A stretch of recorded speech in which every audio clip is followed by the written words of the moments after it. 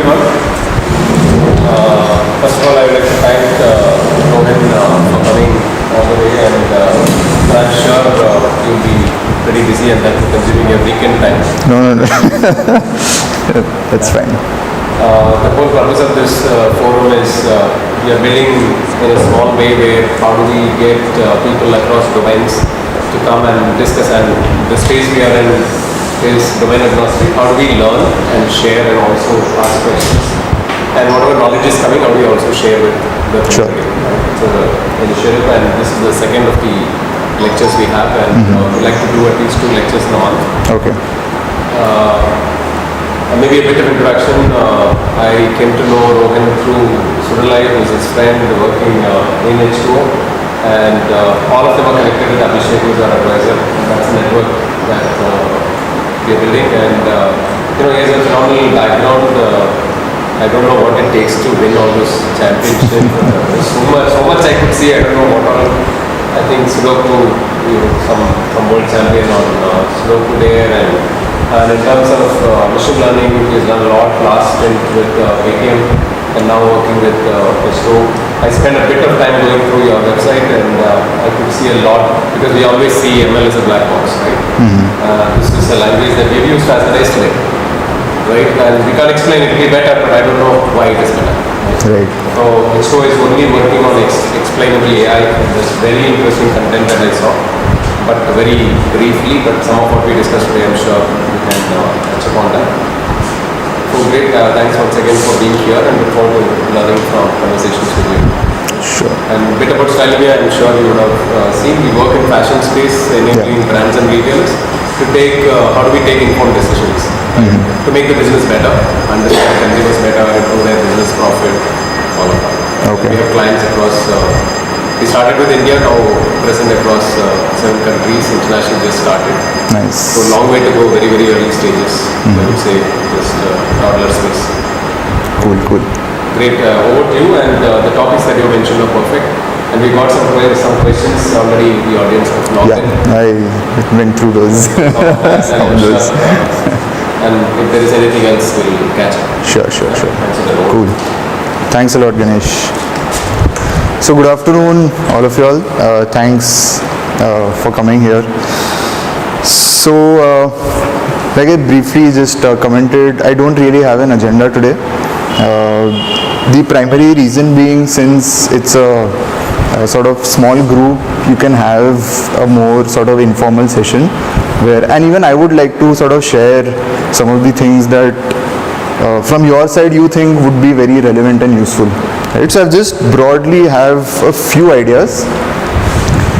One thing I definitely would briefly cover is, there is this particular visual that I'd seen about 3 years back, and it really changed the way I perceived data science as a principle, and it's really helped and benefited me over the last few years. So that is something that I'm definitely going to cover. Apart from that, these are certain things which I could cover, and I think it would help if you all can sort of choose or decide which ones. So one of them, so I'll just briefly go through these. So I work as a data scientist at H2O. I joined quite recently, just over a month back. My experience has been building end-to-end machine learning solutions across different products, across different platforms.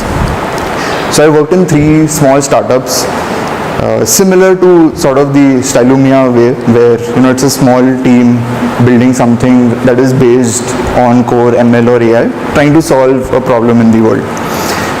Post that, I wanted to experience something which is a little more large and scalable.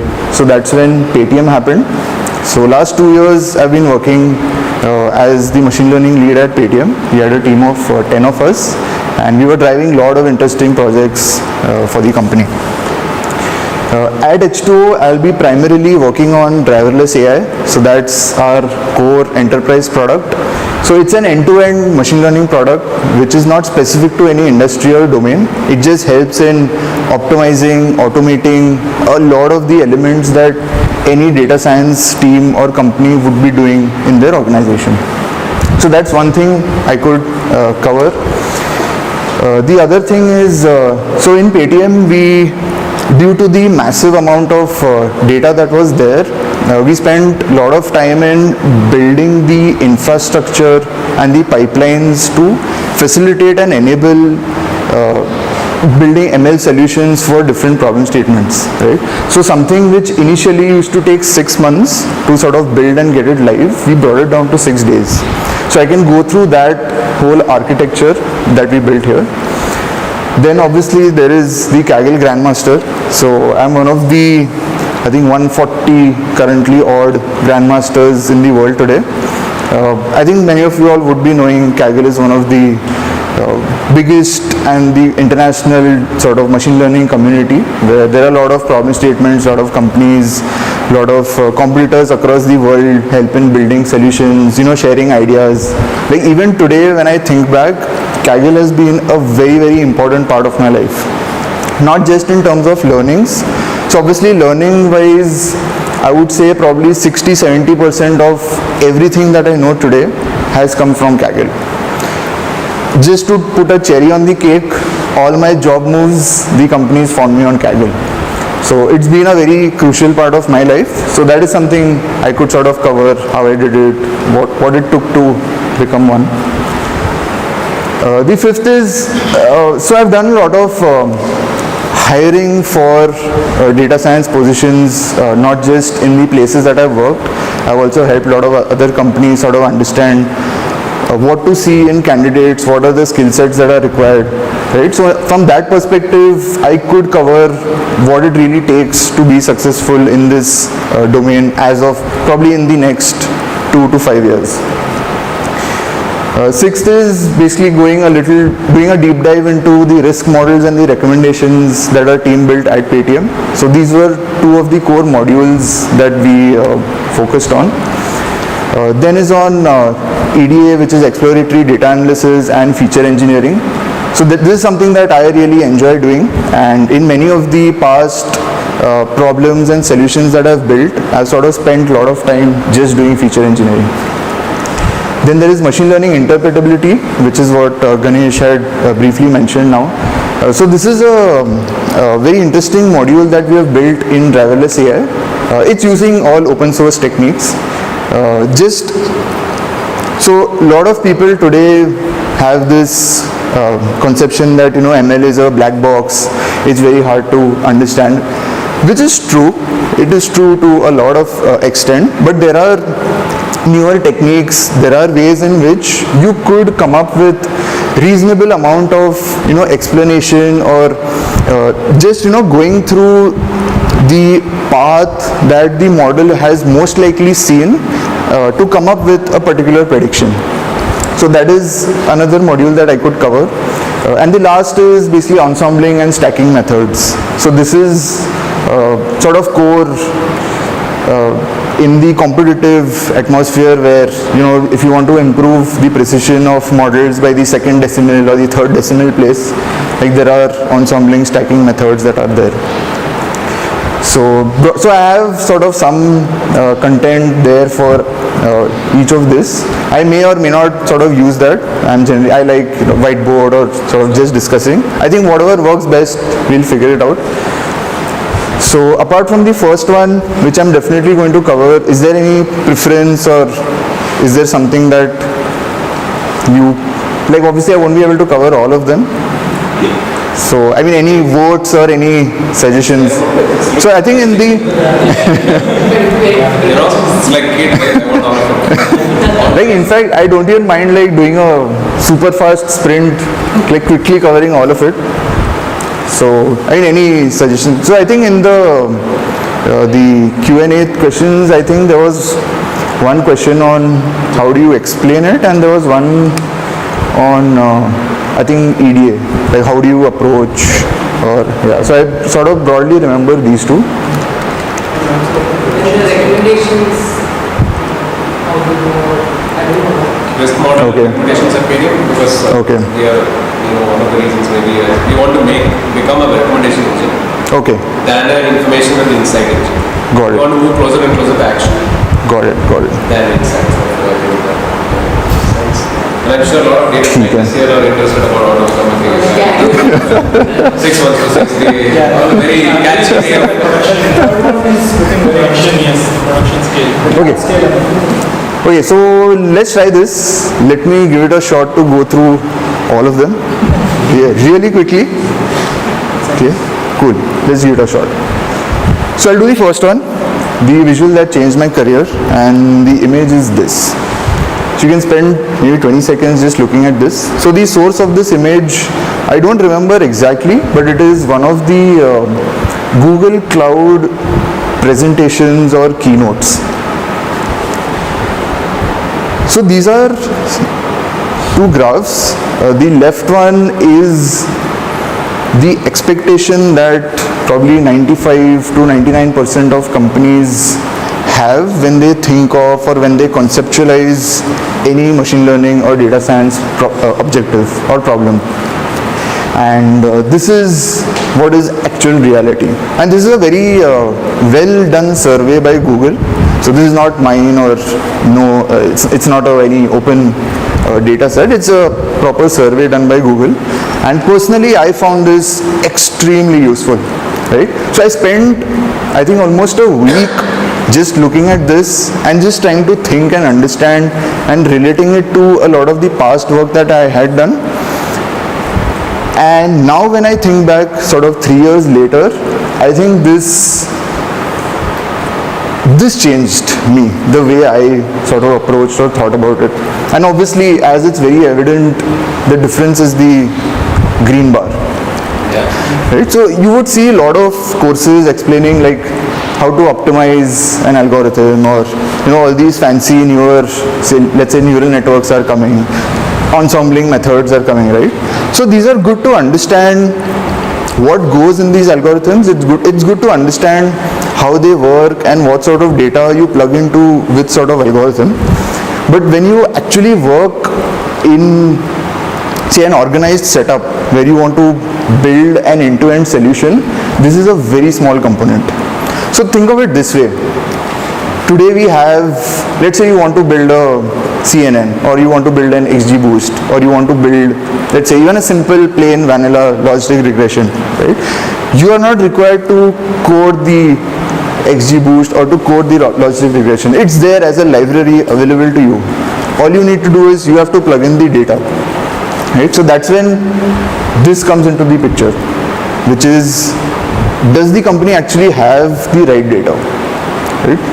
So models are there, algorithms are there, libraries are there, languages are there, right? This is one very key area which a lot of companies don't put the amount of focus or the resources that's really required. And this is one thing that really distinguishes, I would say, companies in the same domain in terms of why someone would have. So when someone says, I have a better algorithm, so it's not that the algorithm is better, it's primarily the data that was used in the algorithm which actually defines whether or not it's better or worse, right? So that was my takeaway from this bar.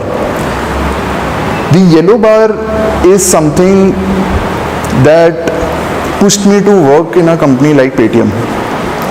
So when I worked in my two startups, they were sort of smaller companies. You could do a lot of the work just on simple, CSV files. You could just use R, Python, and it works. It works. It's not that it doesn't work. The problem came when you actually scale up these systems, right? That's when the challenges come. So scaling up could be in terms of size of data. Scaling up could be in terms of, let's say, just the latency time of the serving predictions. Like maybe something you were, let's say, refreshing once a day, but now you need it refreshed like every hour or maybe every 15 minutes, right? Classic example is, let's say, a fraud model. So you can build something and you can score it, let's say, once a day, once in 6 hours. But actually you would want to capture these like as soon as possible.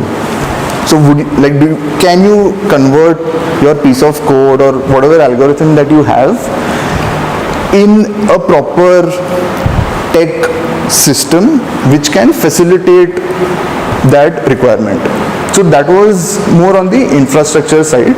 And this also includes the way you store your data, the way you sort of process it, where do you deploy your algorithms, right? So often, let's say if it's on your laptop and suddenly someone wants, say, a refreshed model, you have that dependency.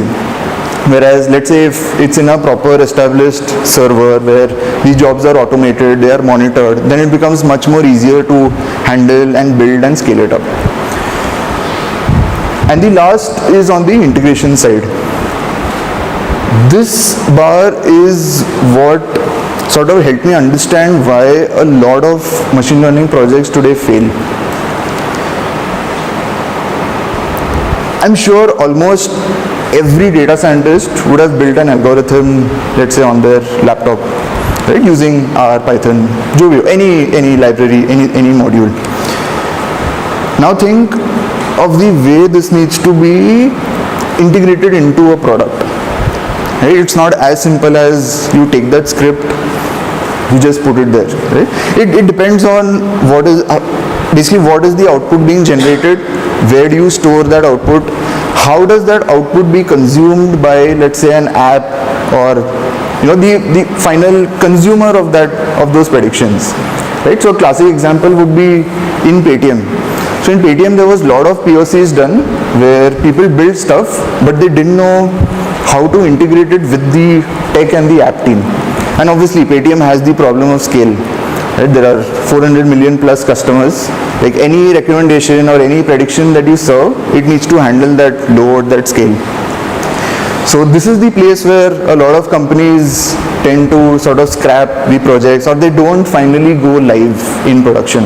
Right? Like you need to ensure that the models get refreshed, you need to ensure they don't fail, you need to ensure that the predictions, let's say over time, they don't become decayed.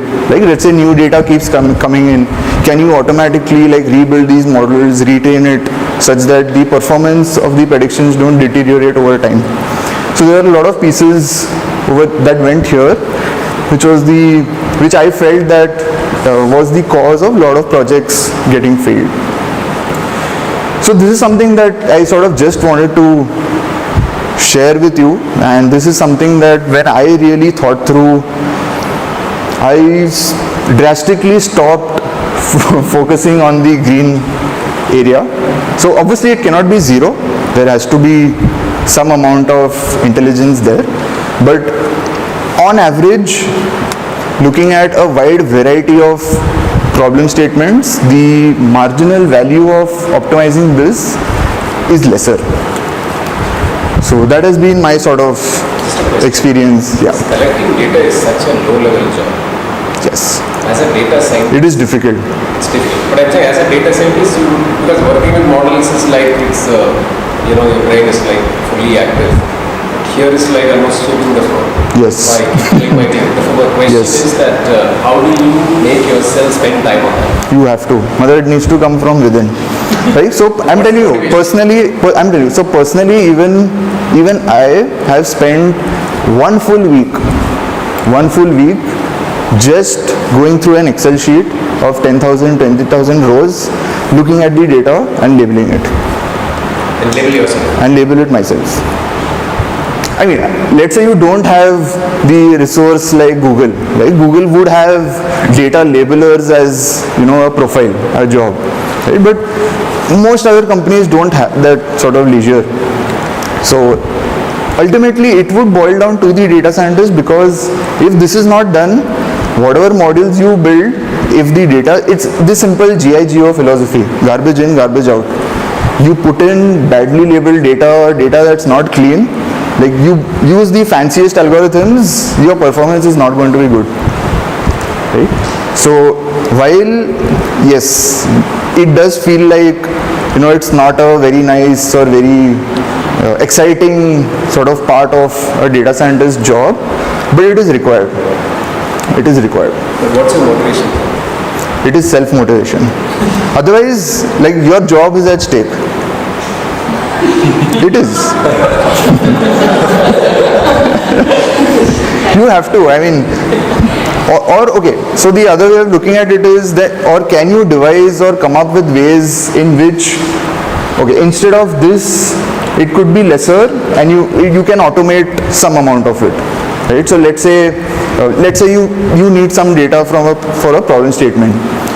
A smarter thing to do would be, instead of right away sort of manually going, collecting, labeling data, you could check out publicly available data sets, right? Because there has already been work done. Those are sort of sanitized and proofread and labeled, right? And if those can give you, let's say, maybe the actual effort could reduce. Instead of you spending maybe 3 weeks on it, it could reduce by 1 week, because it gives you some sort of head start, and then you build on top of that. So that is something that could help. But this is definitely required. Matlab, there's no shortcut to this.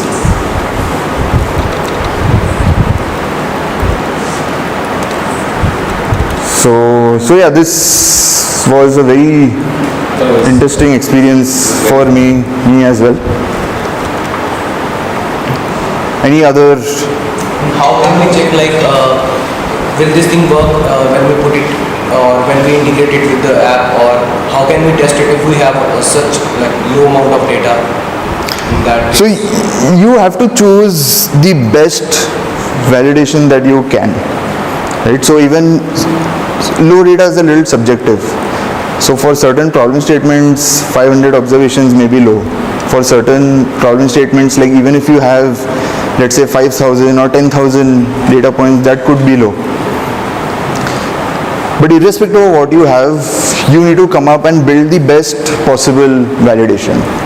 It could be time-based validation, it could be cross-validation, where don't optimize the cross-validation score, but you can optimize the standard deviation between the score of the folds.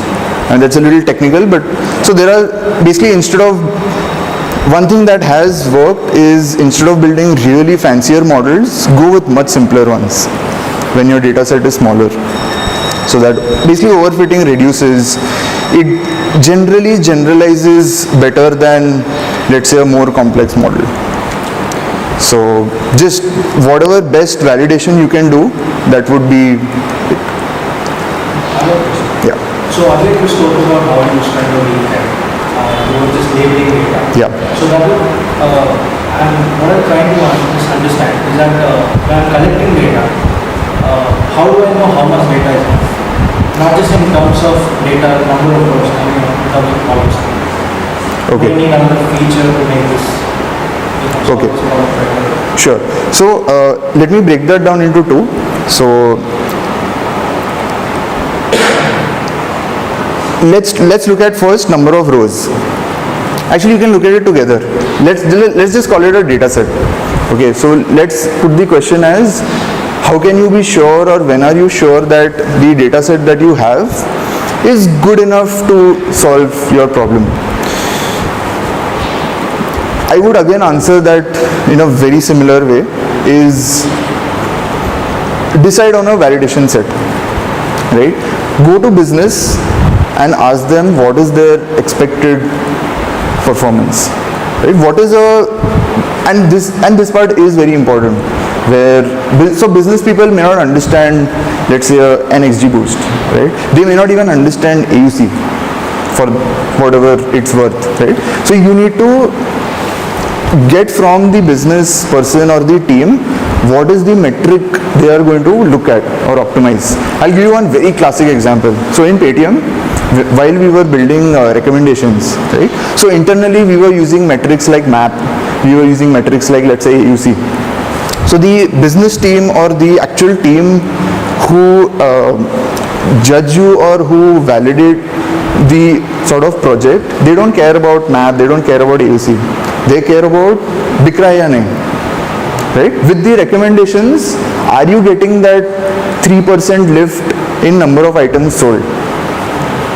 So what is very useful is, get that metric from the business guy, plug that metric into your validation framework and see how you can optimize that.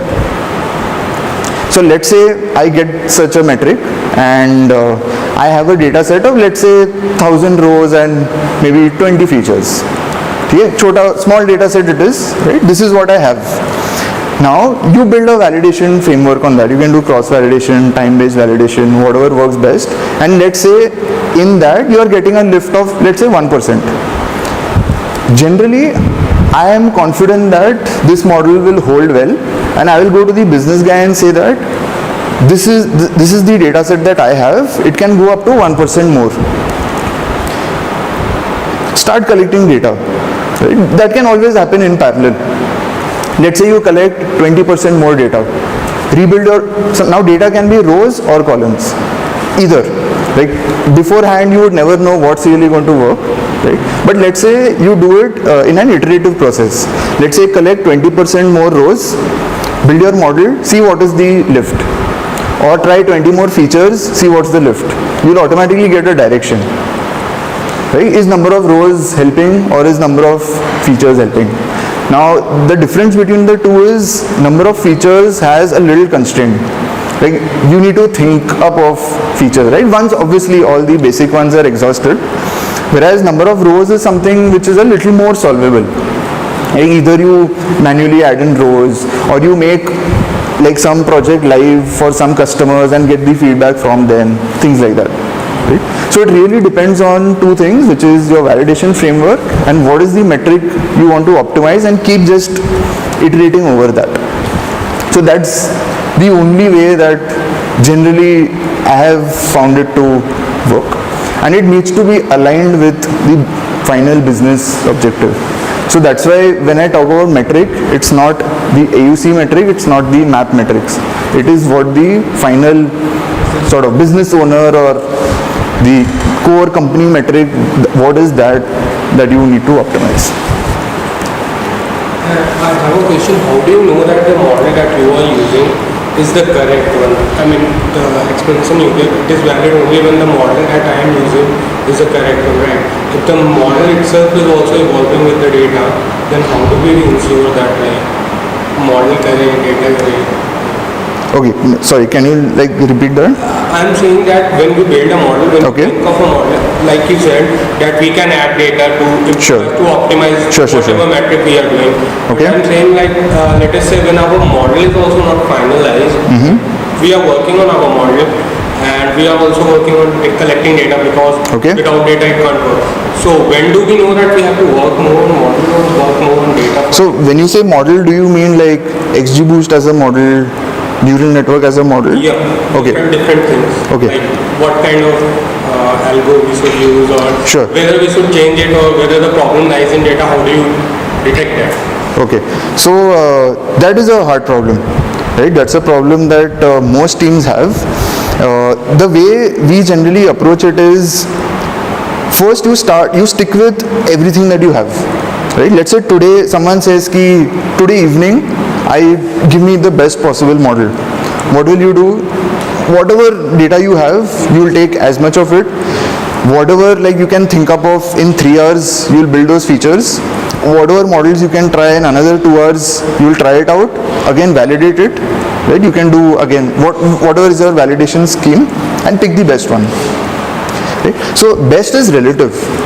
Like irrespective of what any person builds, you never know whether or not there would be a better algorithm or not. No, but you can't also say like with more data, maybe the other algorithm can perform better, right? Yeah, so you keep trying on other algorithms also. Right? You don't just stick to one all the time. Like let's say you get 20% more of data. You again try it out on all the 10 different algorithms that you have. Right? So basically the driverless AI does that to some extent. So we don't choose the algorithms. Right? It internally tries out 20-30 different algorithms, different parameters. It validates on a data set and then it chooses either the top 3 or the top 5. Right? And then it mixes ensembles, Juvio. So that's generally how it sort of works. We want to choose now topics because I think that we are spending time so that we can choose few and only. Should we, in terms of building a sustainable framework, which one of that? That is the third one. Is that the third one? Production large scale. Production large scale. Okay. Because we are in that stage of moving from lab to. ठीक है. Cool. So I'll show one.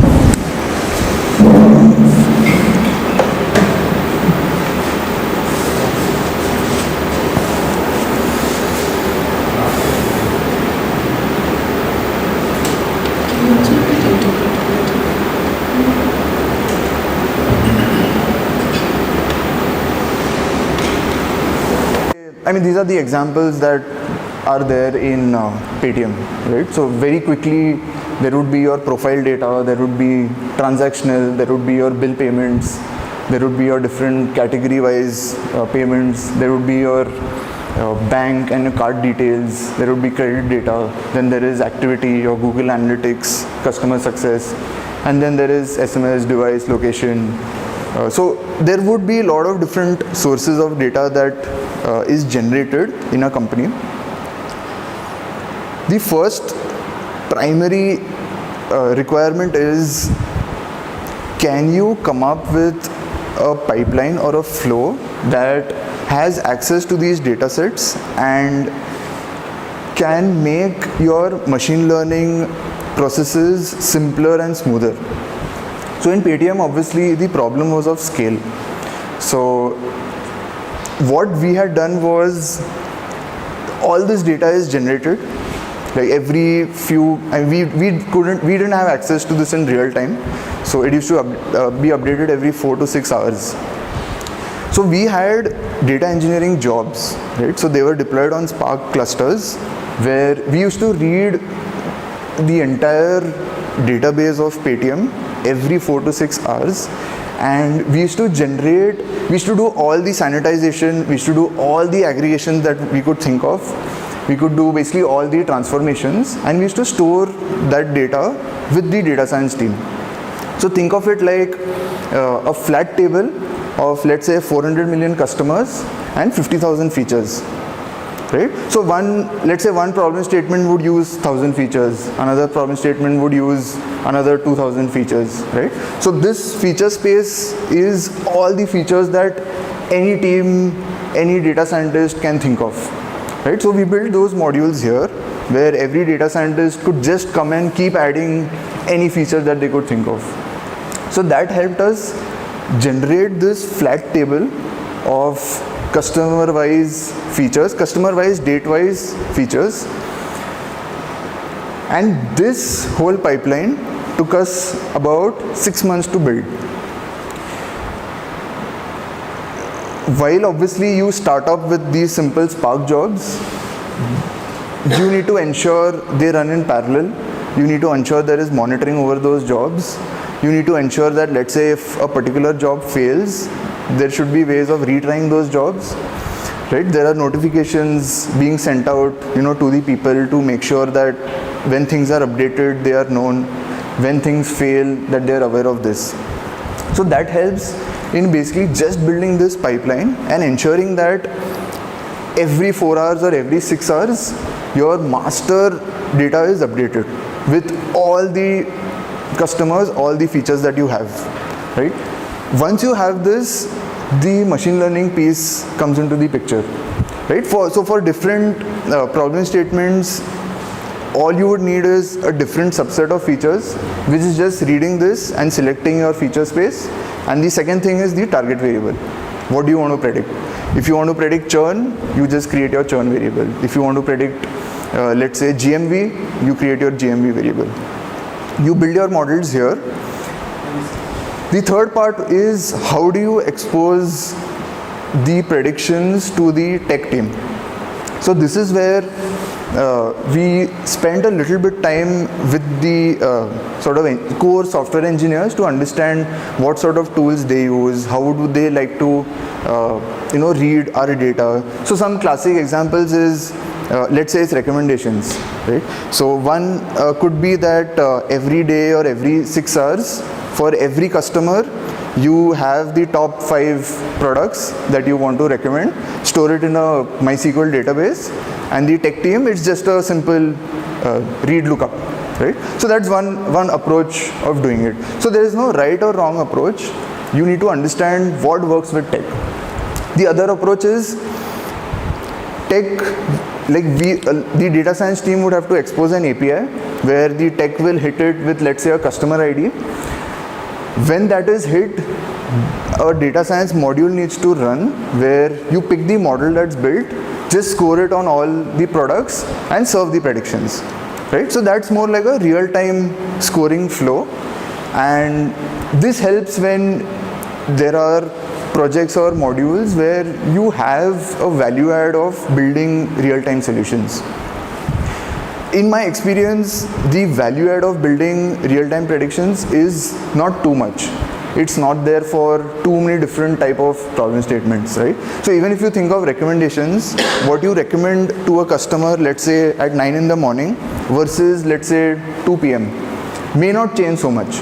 Obviously, things like YouTube, there is so much more traction and it might change. But overall, if you really think of it, the marginal value add that you get may not be that much. So that's a trade-off that the teams have to decide and figure out what works best. So for us, what really worked is Elasticsearch. So we used to dump all our predictions into Elasticsearch, indexed with the key that the tech team would require. Generally, it's at a customer ID level, right? You would need... Transactions you are able to use. Elasticsearch was scalable. So Elasticsearch is scalable, right? So it's you can just add different nodes. It works in parallel. So our Spark jobs worked in parallel. So one advantage of Paytm is obviously like it has shitloads of money.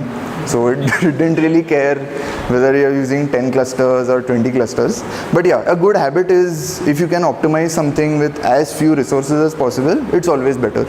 So we tried to limit ourselves to using less than 10 nodes for our Spark jobs. It used to take about 4 to 5 hours to sort of build this, and we used to refresh it once a day. That's what we felt would work best. So our data processing jobs ran once a day, and we used to run it around 3 in the morning. So by the time we are in office, we have the data set ready for the day. Around 9, we had automated jobs for all our models that were running. So these models used to take about 2 hours to 3 hours to run, and all the predictions used to be ready by about 12. And then basically in Elasticsearch, it used to get dumped, and the tech team used to just read it from there. Yeah. The other advantage with, let's say, Elasticsearch is you would have close to zero downtime.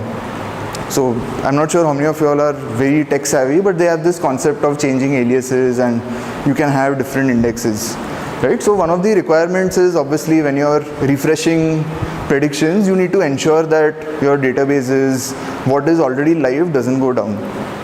So Elasticsearch just worked wonders for us. So what this first part enabled us to do is it gave power to the data scientists to just build features in these modules and just build algorithms to solve problem statements. It took us about 6 to 8 months to build this, but now today, when any new problem statement is given to us, if you really think about it, I have 50,000 features of every customer for the last 6 months, right? What else you really need? You just create your target variable, start working on models, spend a week, build your models, and we had deployment scripts over here, so you just upload it, and we had our Elasticsearch set up at a cust ID level. So you could just dump it there and tell the tech team which is the index. So these are some examples of sort of what we built. So we built the risk models. So adoption models is the probability of a customer to transact in a particular category. Right? I hope most of you all know Paytm, and it has trains, bus, a lot of these different movies, categories. We had recommendations. So Salt Score was our internal sort of VIP cum credit score of customers that we have. That we even today we do underwriting based on Salt Score.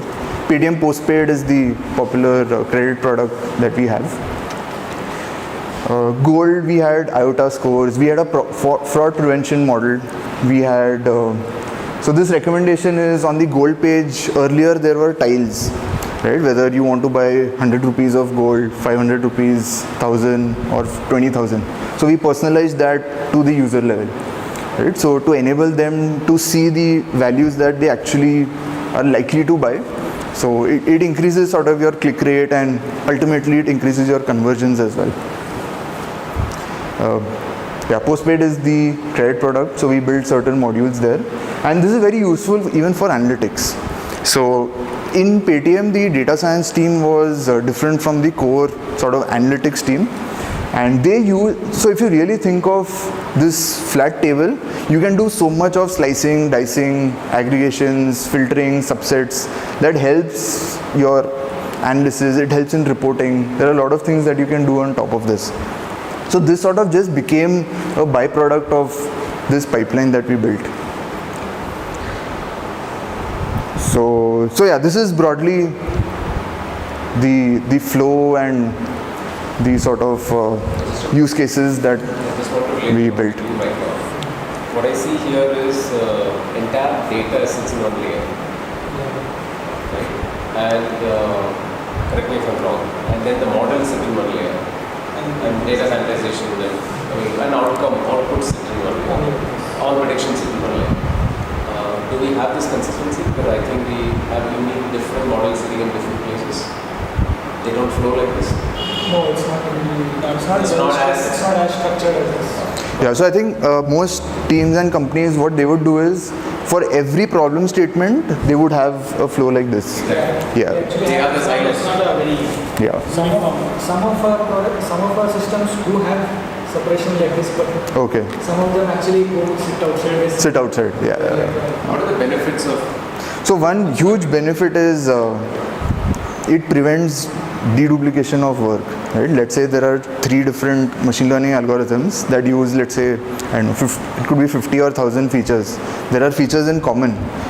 Each of your flows would build that same feature. I mean, for smaller data sets and for smaller flows, it doesn't make too much of difference, but it's always cleaner like this, right? You have your data processing modules like together. The other advantage of this is everyone can see the features and the models that everyone else is sort of working on and coding, right? Because like, let's say if maybe someone else wants to add a feature, they would look at this code and first see ki this feature is there or not. If it's not there, see where you can add. So automatically they know ki, okay, these 50 features are already there, or these 5 need to be added, and they would sort of add it there. So it sort of, yeah, just helps in just call it organization or structure or flow. It helps. It definitely helps. What's your preferred framework? For framework as in for coding, in Paytm, Spark just worked for us. Okay, Scala Spark is what we used. So that's what we use for deployment also. Yes. So no serving and all. No, serving was also, for serving we used, yes, Elasticsearch.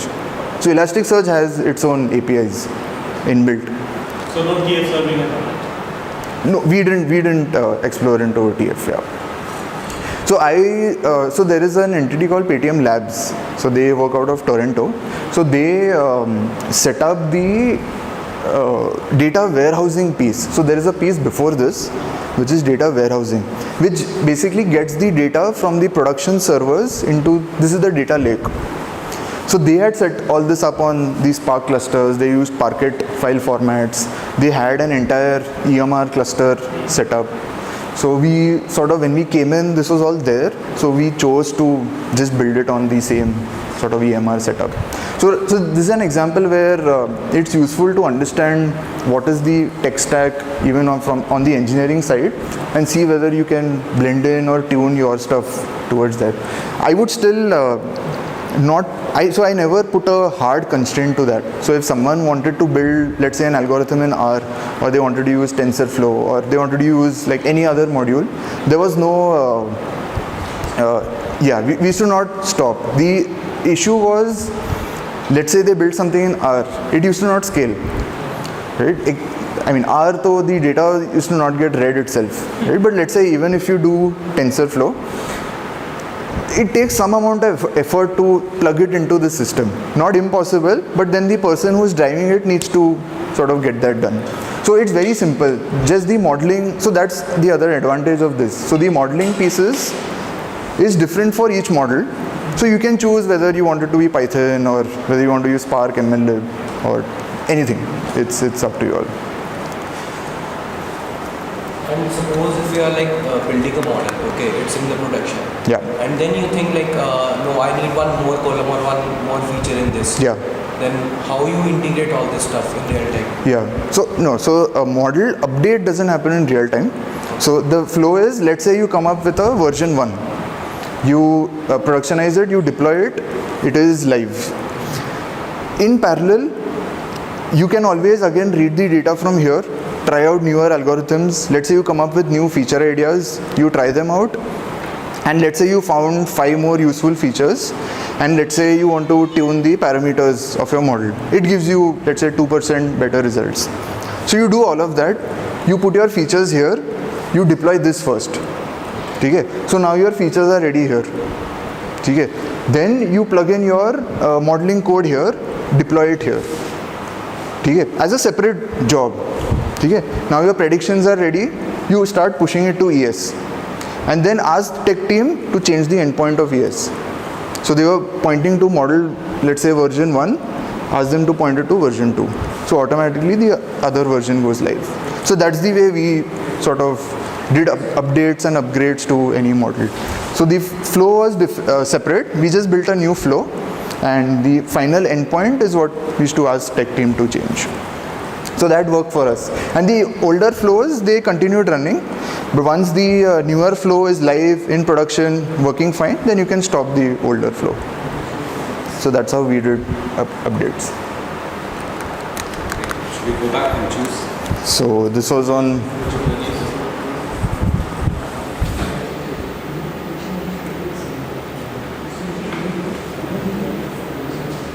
You are delivering a full course meal. You are choosing. Yeah, it's totally up for grabs. Yes. Next one. Interpretability. Okay. Feature engineering. Okay.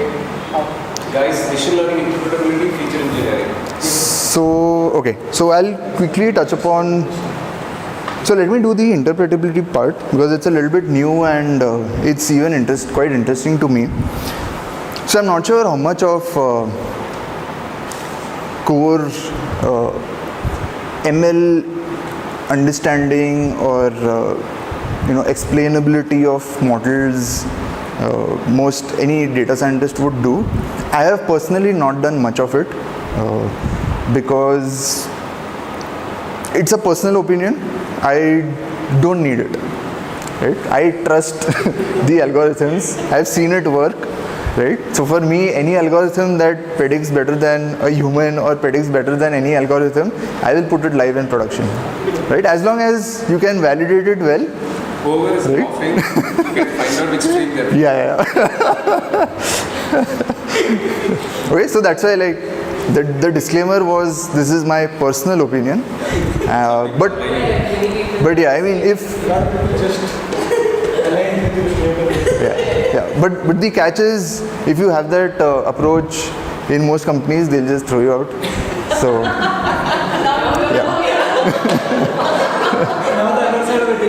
yeah. So yeah.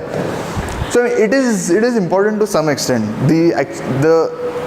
The downside is, let's say someday, the model performs really bad. Right? Who's at fault? Right? Obviously, the finger comes to you, and if you are asked to explain or say something, you would just shrug. Right? So that's, it doesn't work. It doesn't work that way. Business folks don't accept shrugs. I have tried. So they want no, you tell me what is inside this black box, how, why is my prediction 0.9 and that guy is 0.92? They want to know. Okay. So anyway, so we have done some interesting work in MLI inside driverless AI. I'll just check if I could do a quick demo of that. But broadly, how many of you all have heard about K-Lime or Shapley values? I heard it from your videos. Okay. The H2O videos? Okay. Okay, you've heard of it. K-Lime. Okay. ठीक है. So So think of regression, right? And I'm sure at least some of you all would know, say plain vanilla regression. Essentially it assigns a weight to a feature. That gives you some indication of how important that feature is and sort of whether it's a positive weight or whether it's a negative weight, right? The complexity comes when, let's say, you're building an XGBoost, or even if you're building a random forest, right? So obviously there is information gain and those variable importance is there. That's at a very aggregate level. But if someone asks you, hey, this is a data row, the prediction of this is, let's say, 0.88, right? How is 0.88 coming? Now that question becomes a little difficult to answer. So there is a technique called K-line. We have implemented it inside driverless AI. What it does is it looks at the entire data set. It does a k-means clustering. So there is a way where it optimizes k, but let's just say k is 5, right? So it looks at the data set. It finds 5 different clusters. Within each cluster, it builds a linear model just within that cluster. So it's called local GLMs, right? Generalized linear models, which is locally. It's just within that cluster or within that set of observations.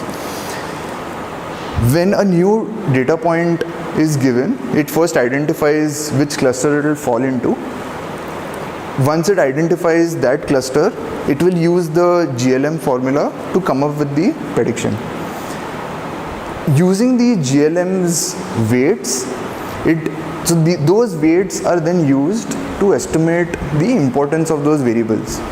Now if you really think about it, what it's essentially doing is, it's trying to say that, oh, this data set has like 5 broad patterns, right?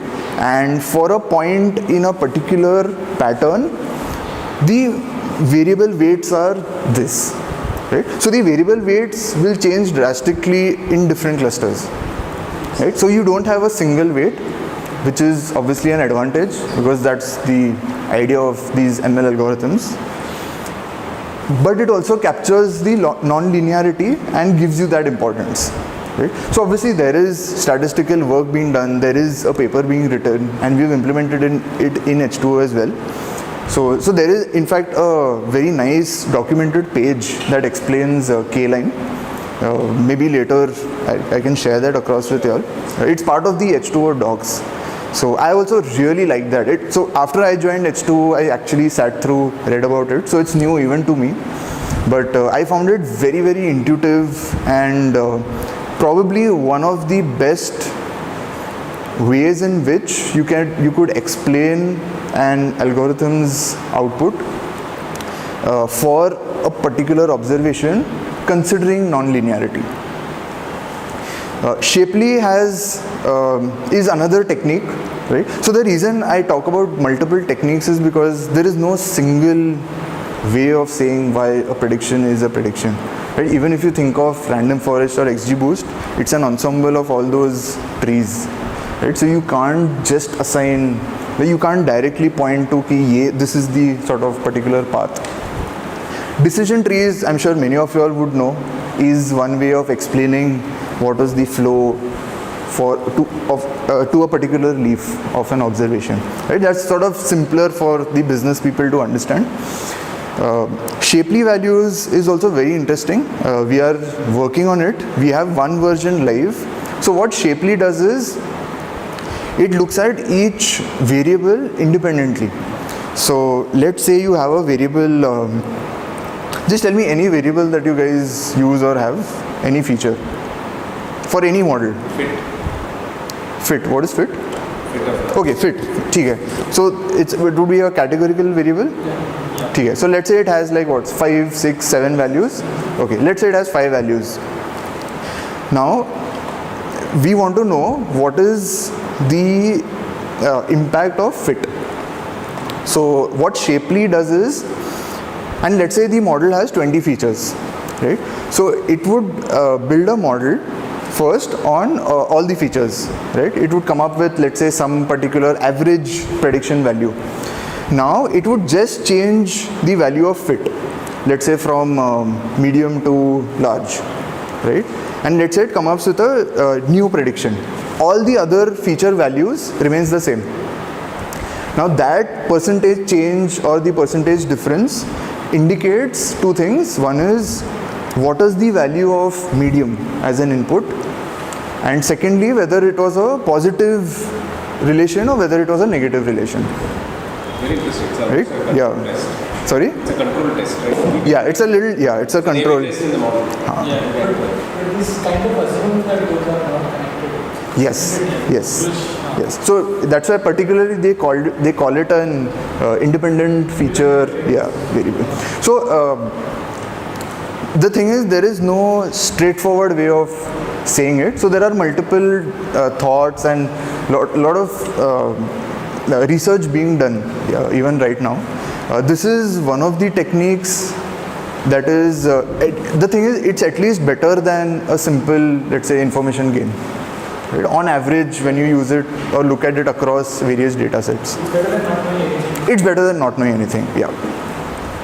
One of the problems, it's not discussed much, but I know about it with, let's say, the boosting or the tree-based models is it does not capture the depth at which the feature has been split. Right? So if there is a feature that is split right on top, it needs to be the most important one. So many of these modules, they don't capture that.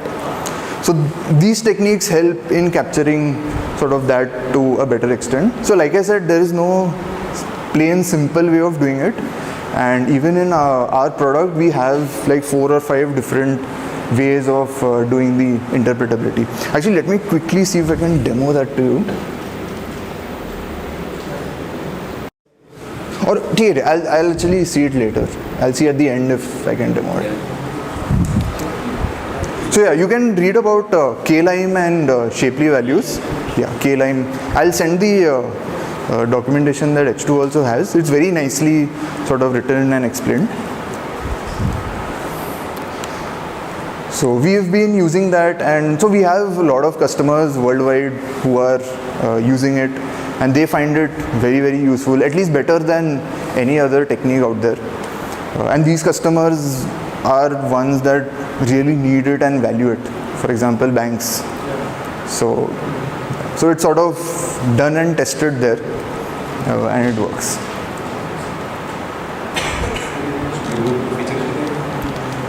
So one of my favorite parts of machine learning projects is feature engineering. I think it's something that a lot of data scientists enjoy doing, but it's also a skill, right? Rather, it's an art. I think the one element that has really benefited me personally, and I found that people who are really good at feature engineering, many of them have this in common. It is the root understanding of the algorithms.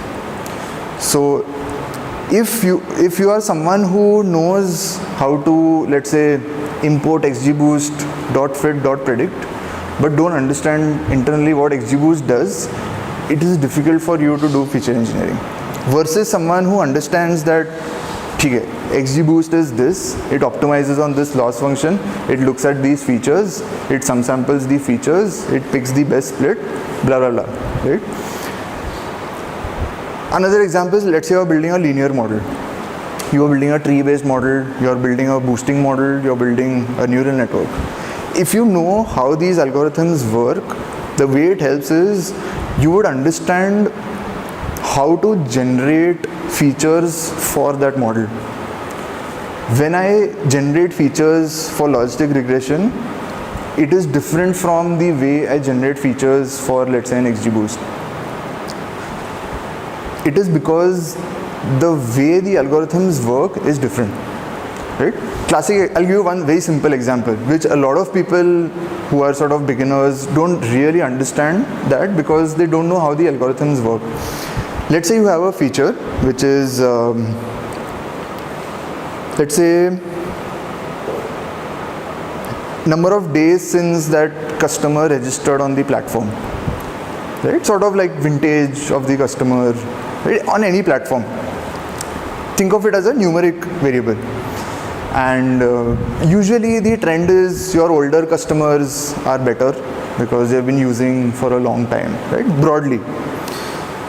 Now let's say you have to use this as a feature. Putting it as a raw feature in a linear model is simple and it will work. Let's say you want to put it in XGBoost, it will not work as well. I mean, any tree-based model, it will not work as well.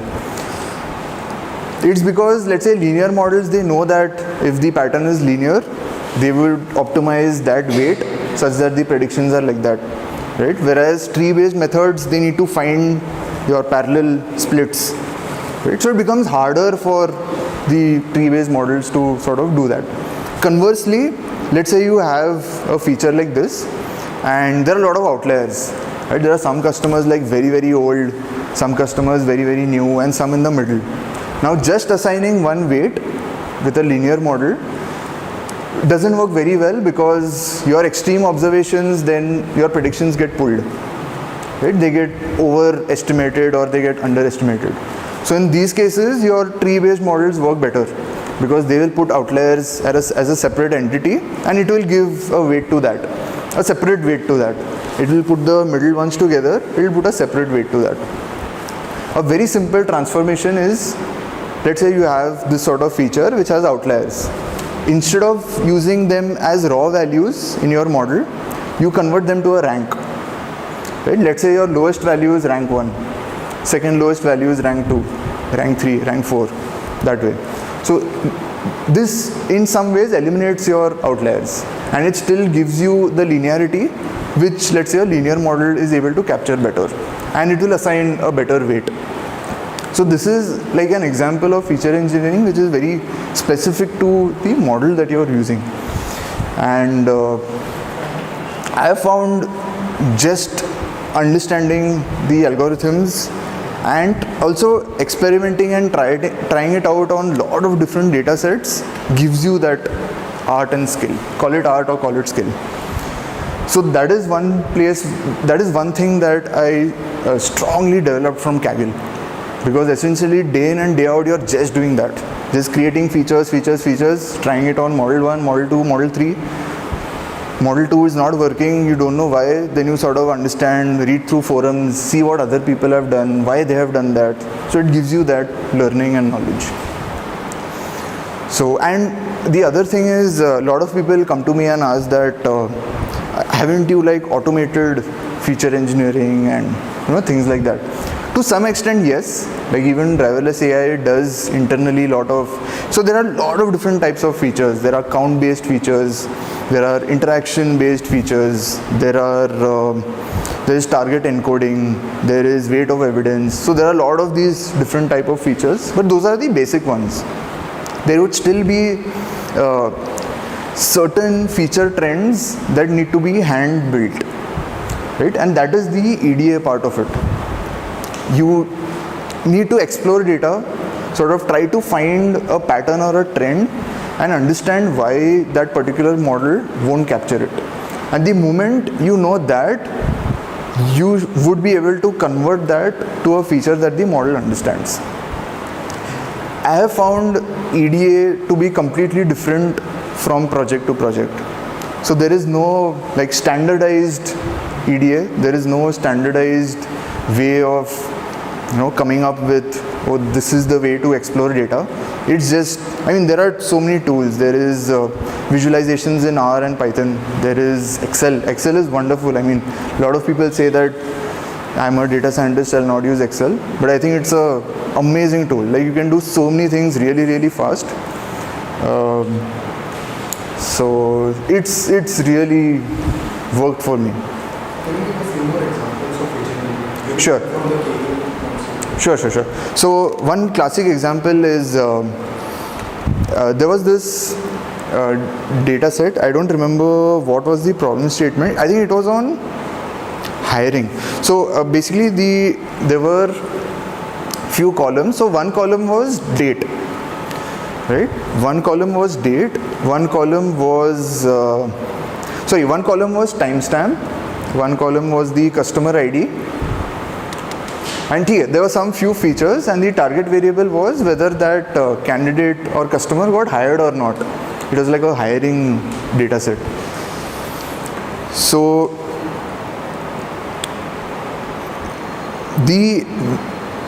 I was just looking at the data, right? So what I did was I just looked at candidates in one particular day. So I found that candidates who came early, most of them got hired, right? Not the ones who came late. I checked this for many dates and it sort of held true.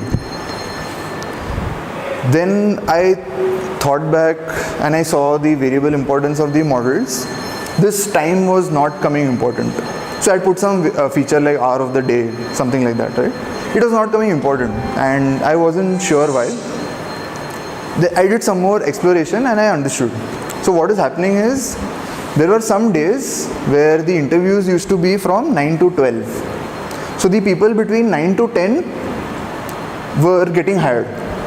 There were some days where the interviews used to happen 2 to 5. So the people between 2 to 3 used to get hired, right? But when, let's say, a boosting model looks at this data, it just knows it's 9, it's 11, it's 2, it's 5, right? So it would need to create that split under each date, which becomes a little difficult. So the feature engineering that I had done was, I took every date and I put the percentile of the time at which the customer or the candidate came. So now the model understands that for every date, your top 20 percentile are ones which are very likely to get hired. So this is something that no automated feature engineering would directly capture. I mean, it's a little difficult. And this is one example which I very clearly remember because I had a very high score and I won that. So that's, another example. I don't know if you all know, there was this competition hosted by Santander on Kaggle that just ended 2 days back. So that also had a very interesting trend. So it was a completely anonymized data set with numeric values. Any value that appeared more than once in the data set had a lower probability of, or let's say higher probability of being accepted. Now if you just dump this into a model, the model does not understand frequency, right? It only understands values.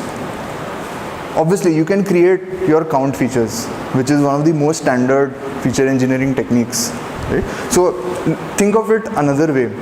You have a data set with the variable saying as city. Now no model will understand that, let's say Bangalore, Chennai, Pune, Delhi, right? If you just have city, the model just treats each separately, right? Or if it's a linear model, you can one-hot encode it, it will treat it separately. If you label encode, it's a little bit challenging because if Mumbai is 1, Chennai is 3, Chennai becomes 3 times Mumbai, you wouldn't want that. So one-hot encoding is better. But essentially it considers each of it separately. Now let's say you just add a feature which is count of that city in your data set. If you think of like a reasonably large data set and a very unbiased data set, you would find the counts of your tier 1 cities to be higher, right? You would find Bombay, Delhi, Chennai, Hyderabad, these to be higher than, let's say, some of the smaller ones. You think of any data set, you add it, your performance will improve. Now if you really think hard about it, what this essentially is telling the model is, these are tier 1 cities. Because when it just looks at count as a feature, it will put all the top count rows together. So automatically the Bombay, Delhi, Chennai, they sort of go together on top. So these are, some of the standard techniques which do work. But I have found almost every competition, I find a new feature engineering idea or something new that works for that particular data set. So we've tried to add a lot of the generic generalized ones which work well across data sets, problem statements, in driverless AI, because we can't like super optimize for a particular thing. Like the date percentile example that I gave, and it's just going to work for probably that data set or maybe a couple of more others. So personally I use Excel and I use ggplot and matplotlib quite a lot. Used to use quite a lot. Now I have moved to Kibana. I'm not sure how many of you all know about Kibana, but yeah. It's part of the ELK stack. I find it amazing for EDA visualizations. Very quick, very fast, and it has a simple bulk API to push data from Python or R into Elasticsearch. Just create an index in Kibana and you can do a lot of slicing, dicing. Very, very simple and easy to use. It takes a little bit of time to understand and be comfortable with the tool, but I find it very useful.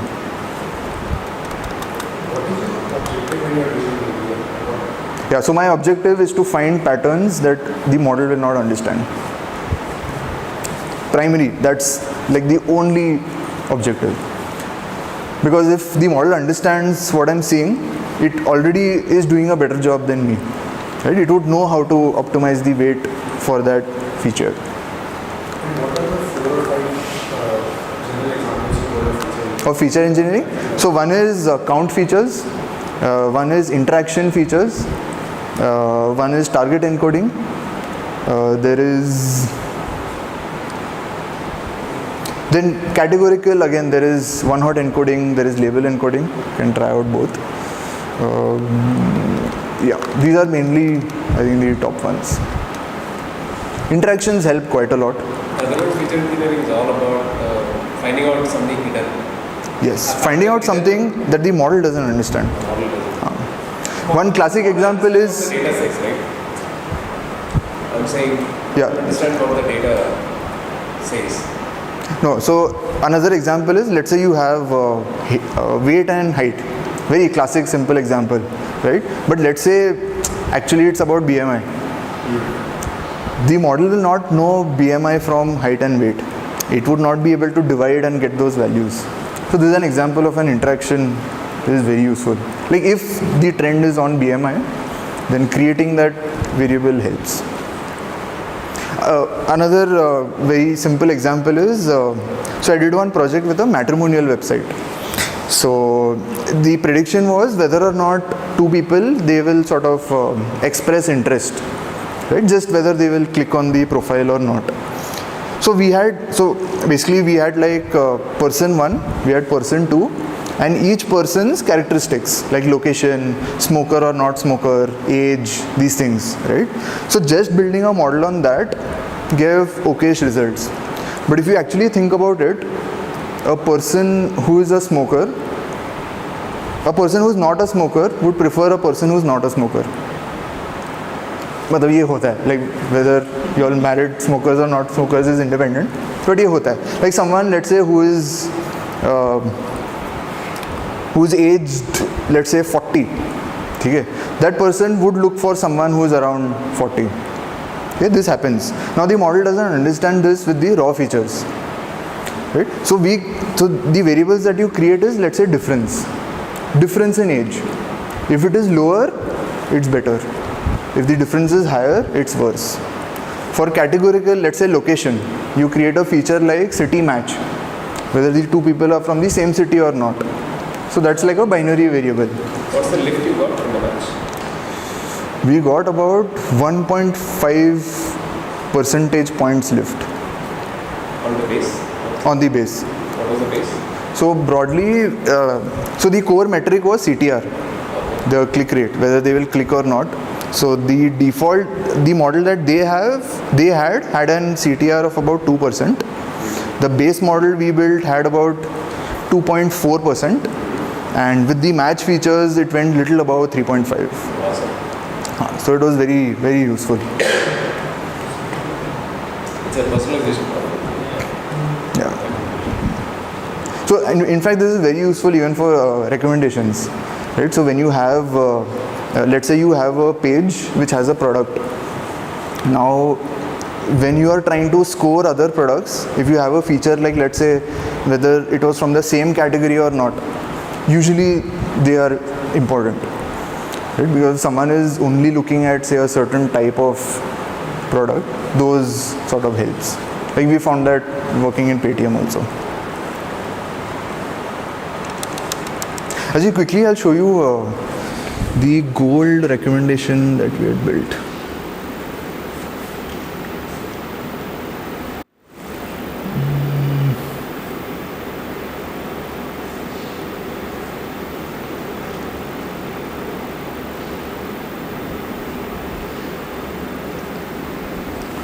Sorry, I don't have that here.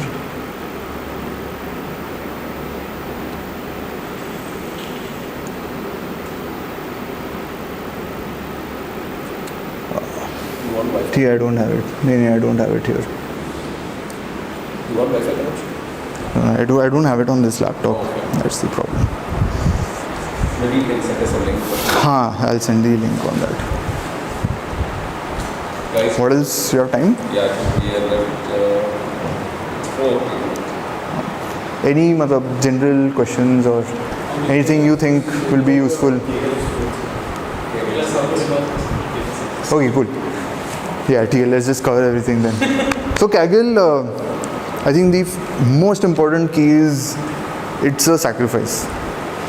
Right? It's like people who have tried or been on Kaggle would really understand this. It's a sacrifice of time, and you have to put significant amount of effort to do well. Right? I'm saying to become a grandmaster. You can do 3-4 competitions, get couple of medals, go expert, master. Those other tiers are sort of easy to do. You can do it in 4 to 6 months.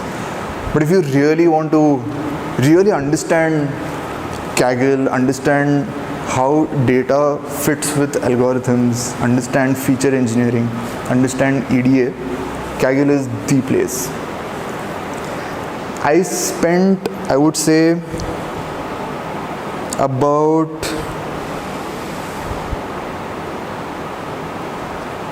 $30 every day for a year and a half to become a Kaggle Grandmaster. Oh, sorry, week, sorry. Week. Yeah. Oh, yeah, 4 hours per day for a year and a half.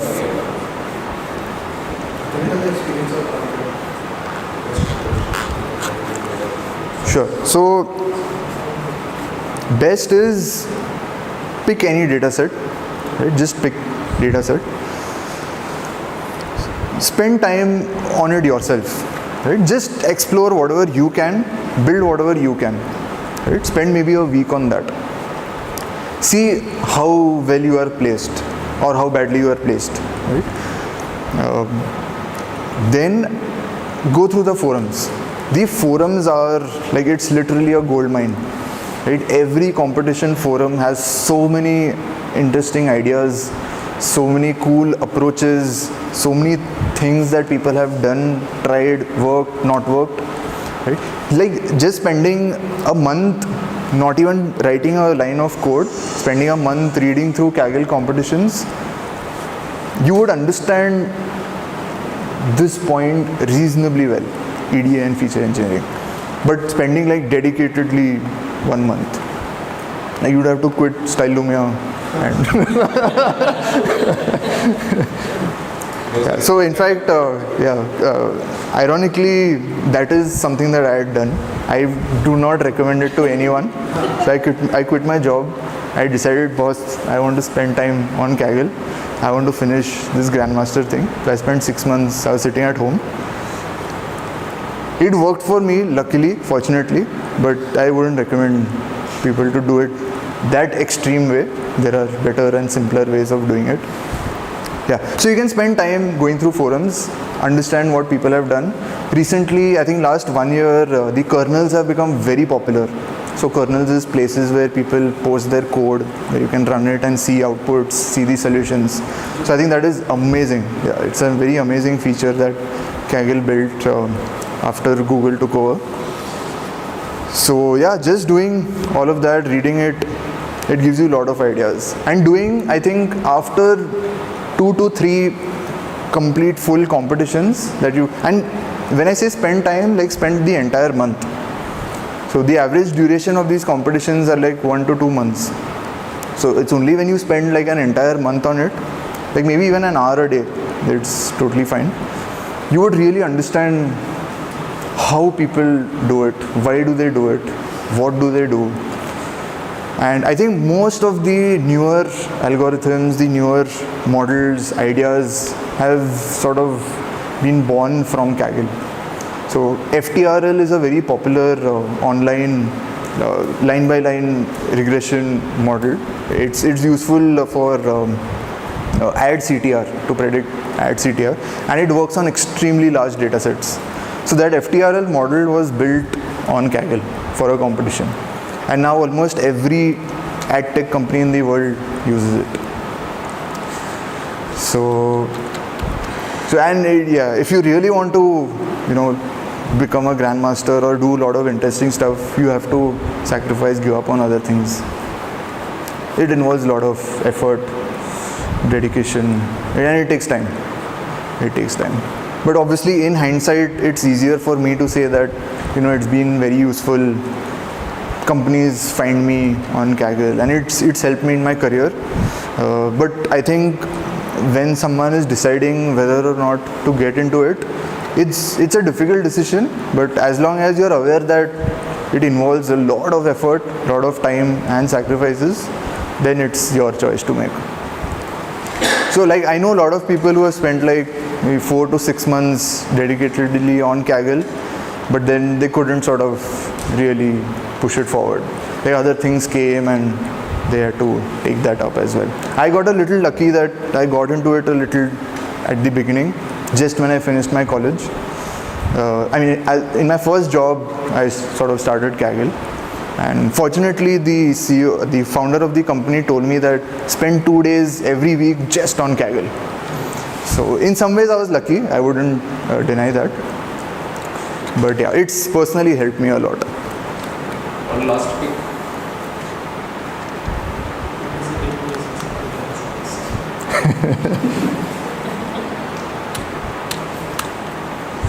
It's a little longer topic. That 6 months to 6 days productizing, what made that happen?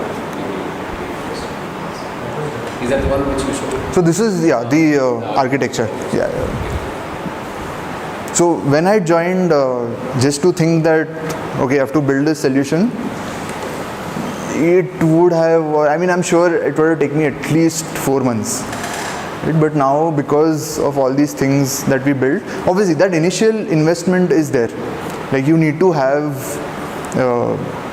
people agree that you're going to spend 4 months just building this, so that in the future things become much better and faster. So sometimes companies don't agree to that.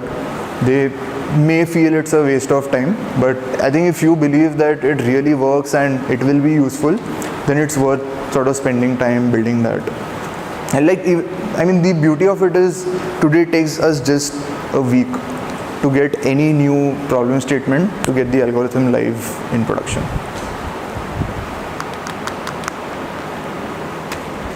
There were some questions. I was just thinking, is there anything that we haven't covered yet? Maybe covered top 3.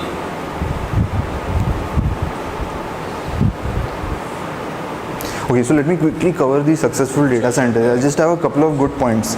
So one is, it's very, very important, and this is data scientist, right? Not a machine learning expert, but like a data scientist. It's very important to understand what business wants.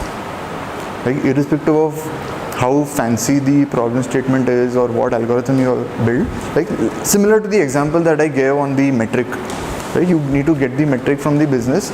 You also need to understand what really business wants to achieve or gain by doing this, right? And then converting that to a data science framework sort of is really, really useful. And this is one of the value adds that I generally bring to the table when I go and talk to companies, right? And I've done a lot of it in the past. Kaggle helps this in some ways. It helps you to understand, acha, I have this data, I can do this with this data. It gives you that understanding. But working in an actual corporate environment on like real projects gives you the understanding that acha business problem was this, so I need to build this. Right? And then finally the integration, the purple bar of my visual, that is something that you do not get outside of an working environment. Right? You don't get that on Kaggle, you don't get that on courses. You generally wouldn't do it on your personal projects also. Right? So that is something which only comes when you work on projects like in a setup. So the machine learning part, like I said, it's the green bar. It's diminishing with time. A lot of modules, lot of APIs, libraries are coming.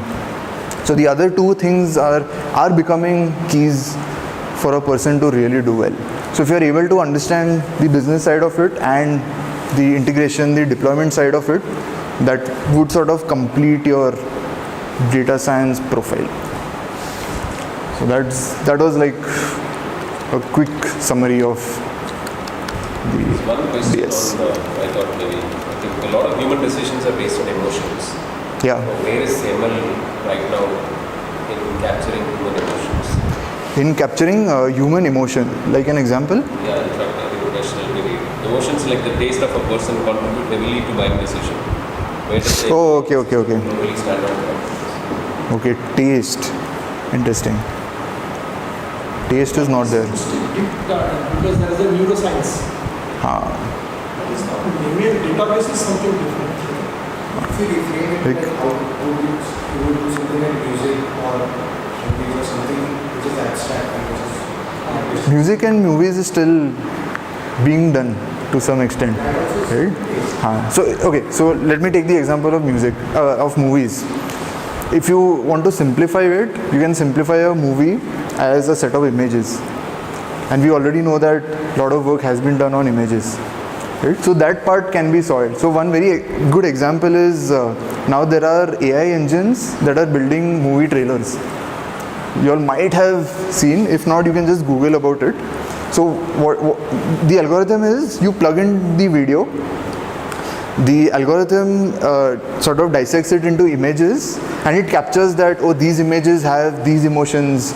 Historically, people have liked sort of trailers with these emotions or this background music. So even music has been converted to those audio signals and all. So audio and video is being done quite actively. But taste I'm not sure. The taste I don't know. But it's interesting also. that can come with a neuroscience. So Okay. everyone has a DNA. The taste DNA is what I was saying. Not the taste. Not that taste. The taste, Oh, then? Taste of buying a the taste of music, taste of buying, taste of fashion. Oh, okay. Quite like purple, maybe something like that. Okay. So I think got it. Intention. Yeah. So I think it's not very easy. If you have all those features, then you could sort of come up with a persona or a profile, right, of each person's preferences or characteristics. But I think if the question is, can you think up of what a customer is really thinking or what the customer's actual preference is while choosing something which is not there in the data, and that is difficult or maybe even impossible to do. Maybe a way of solving that, now that I'm just thinking aloud, is like to do a survey. So we found surveys to be not very useful, but it gives some insights. So we had done a couple of surveys in Paytm asking why are people buying gold? Right? Paytm has an option where you buy gold because we couldn't understand. The only thing is convenience. Like right now within 10 seconds I can buy a gram of gold. Convenience is there. But we really wanted to understand, is there something which people are thinking which we don't know, or which we can use to maybe market it better or send better promotions or offers. So that's when we really got the idea that a lot of people are buying gold. Obviously convenience is one, but they feel safer.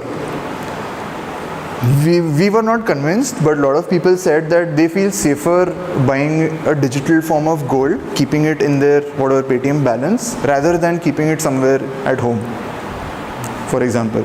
Right? So that's when we used this, and Paytm has not recently, maybe a year back, we came up with a gold savings plan, where you just put your card as an SI, and every month it automatically buys like 1,000 rupees of gold, or like a savings sort of plan. And a lot of people were interested that, and that gained sort of traction. Now this is something using internal Paytm data, or even the data scientists sitting there, we would never have thought, or I don't think we would have ever come up with this. So this is something that came externally, and it came because we had a survey and we asked people. We don't use it as inputs because they're generally, the fill rates is quite low. Not a lot of people do these surveys and all. But it's very useful for new product ideas. Rather than features in a model, it's useful to understand why is someone doing it.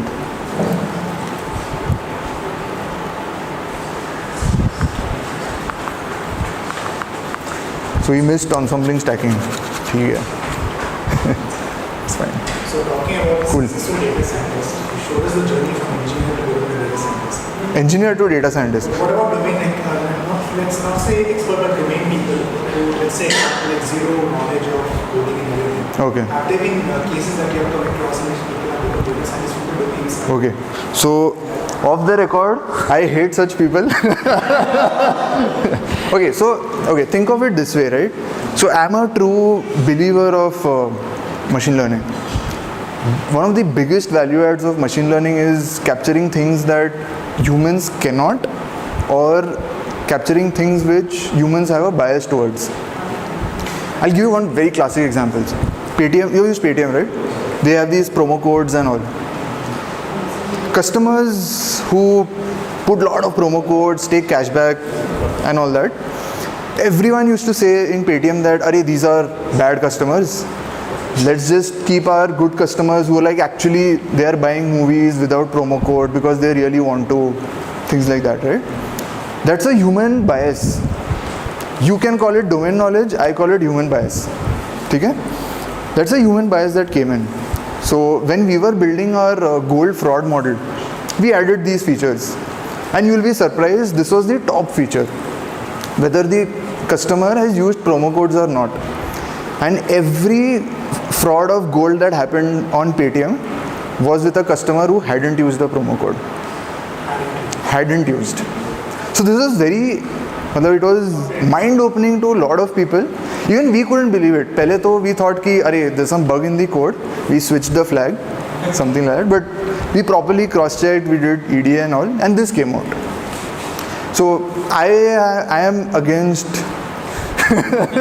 like, even if you are one of those guys who want to get into it, I would still suggest anyone that keep the domain part aside. I wouldn't say it's useless. It's useful to sort of give new feature ideas, right? But not putting that bias. Let the algorithm decide what will work or not. So I would still recommend these people to understand the algorithmic side, understand the math, understand the data, and then come in and use their domain knowledge, not the other way around. So, cool. Thanks to all of you all. I think I touched upon a lot of different things, but hopefully at least some amount of it was useful to some of you all. So I've been on the other side also. So I don't like too much of slidey things. But obviously some people don't like too much of talking also. They like some interesting graphs, okay? But it's okay. Your email ID and connect. Yeah, anytime. So I'm generally available on mail. A lot of people generally just discuss ideas, brainstorm on stuff. So anytime, any one of you all Much, but we'll definitely do that. consolidate some queries and maybe. Yes, done. So I can tell you raised the bar on what can happen on these sessions. Yes. Amazing Cool, sessions. cool. I think it was useful both for non-data science level people and also for sure. Hey, just a quick show of hands. How many of you all are not data scientists? Not data science. Not data scientists. Not data science. We are all enthusiasts. Cool. Data enthusiasts, yes, absolutely. Yeah. I think all of us like, data scientists just need to listen to what the business wants. And, Yeah. It's very important. it's true of any business, keep the user at the center, I'm sure. Yes. I'm not sure it's so common in terms of understanding because you believe in data, but you miss the business models. That overlap needs to be there. You need to find that sweet spot. When you have no data, how do you use it? Just for example, what we are talking about the test. Okay, there is a probability. I'm not a data scientist. I'm an electronics graduate. Okay. Long back before you are born also. So that's what I'm telling. Suppose for example, let's take X is a random variable. Okay. It can have 1, it can have 0. That means it can have the choice, what we are talking about, and it cannot have the choice. It can have the green, it can have the blue, sharp, or Okay. maybe 10 variables. Sure. So, single output with multiple variables. Jacobian calculus. Okay. That is coming. It's the engineering point, not data scientist. So now, this X random variable can be defined as a sum, sigma, pi into log 2 pi. Okay. What is the value of p? P is a probability on I is 1 to suppose n, to 10, 20, 30, 100, 400. What are the variables you put into the Jacobian calculus matrix? Okay. So that case, being a data scientist, you tell me how will you give the data to me? What is the most probable value of the random variable x? Okay. So first thing is how is this useful? As in, what is the use case of This this? is suddenly this has raised this question where there is no data because my mindset, I'm thinking now for blue, half an hour later I can think it is to be red. Okay. If I go to the shop, for example, restaurant. If I go to the shop, before going to the shop, I have some predictability in the mind. Okay. But when I'm going to the shop, it can change. So the random variable x is a value of the probability. Okay. That's why two probabilities are multiplied. Got it. So And you want to use that to predict something. how this thing are to be given, but this is started. I don't know how this is being calculated, what basis. I don't have the data science knowledge. But from the background of mathematics, I can tell you this. From the taste Yeah. recommendation perspective, from the taste question you are talking Yeah, just come up with that question only. Just eliminate that. It is not Right. a predefined solution. Just Correct. raise this, that's why it is coming to my mind. Maybe you can just introduce yourself, not many of them. I am Devojit Moitra. I am from Aditya Birla. I am an electronics and telecommunication graduate from Jadavpur University. 1987. Maybe some moral of you are not born. All kids. All bigger kids. Aditya Birla, like which team or what department? Fashion. Fashion. In fact, Aditya Birla is one of our customers. And, Oh, okay. Yeah, we also invited some of our customers Oh, to okay. come and grateful to come from Delhi. Nice. So tomorrow I'm going to Bombay to meet the Aditya Birla team. Oh, okay. But that is the finance team. Finance. The Aditya Birla finance team Where? in Bombay. Capital. And they said Aditya Birla Finance That is Kabila Capital. Capital. Tirthankar is the name of the guy. Tirthankar is the name of the. ठीक है. Bombay, they are sitting in Thane office. Okay. G-Corp.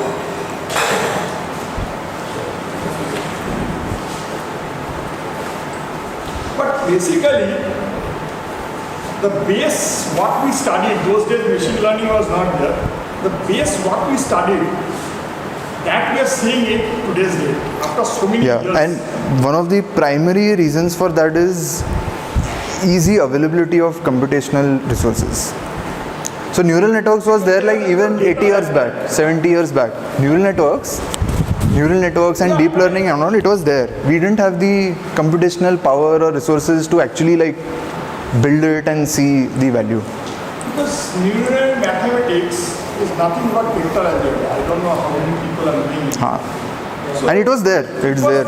It was there in theory. That time we Yeah, it is there. There was no practical application. That is coming up. It was very difficult to implement. 30 years later it is coming. Yes. Maybe 10 years down the line, it will be very, very aggressive and Could be. very. I mean, the prediction is that 1930 from Gartner that 80% job will be off from the market. You know that. There will be newer jobs. 30 onwards. Newer jobs. 2030 onwards. Onwards. The job will basically comes to 80%. Because of the deep learning system. But new jobs are also being created, like the job. No, that is not for everybody. True. That is not for everybody. Everybody is not a computer science engineer. Everybody is not a data scientist. There are mechanical engineers, there are BCom, there are BSc, there are Correct. students, mathematics students, chemistry students. What they will do? Will be interesting to see. In the organization. So that post will be abolished. Okay, it's a small gesture. Sharad? Mr. Shaurya? This is done. Something to remember. Thank you so much.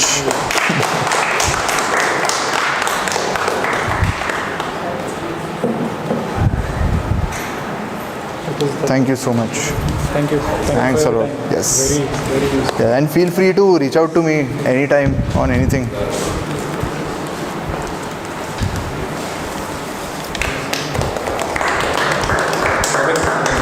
Can be the frame. No, it's okay.